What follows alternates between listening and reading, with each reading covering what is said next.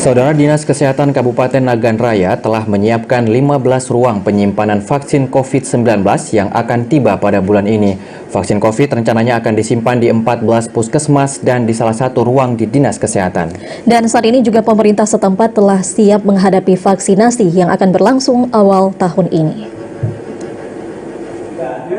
Menghadapi vaksinasi yang rencananya mulai berlangsung pada tanggal 14 Januari 2021, pemerintah Nagan Raya melalui Dinas Kesehatan setempat telah menyiapkan 15 ruang penyimpanan untuk menyimpan vaksin COVID-19 jika telah sampai ke kabupaten nantinya.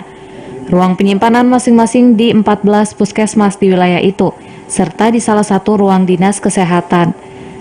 Saat sampai di kabupaten, vaksin nanti akan ditempatkan terlebih dahulu di Dinkes setempat sebelum disalurkan ke tiap puskesmas yang ada di tiap kecamatan dalam kabupaten tersebut. Selain tempat penyimpanan, Dinas Kesehatan juga telah menyiapkan tenaga kesehatan untuk menjadi vaksinator. Menurut Sekretaris Dinkes Nagan Raya, Arafik Karim, saat ini pihaknya telah siap menghadapi vaksinasi COVID-19 yang akan berlangsung awal tahun ini.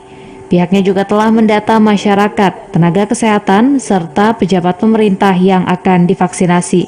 Distribusikan kegiatan vaksin nanti akan induknya di Dinas Kesehatan.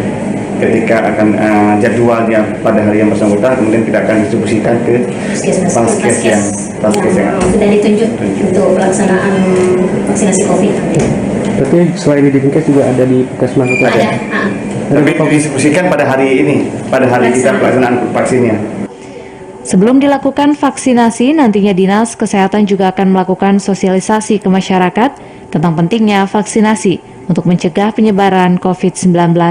Dari Nagan Raya, Aziza Putra, TVRI melaporkan.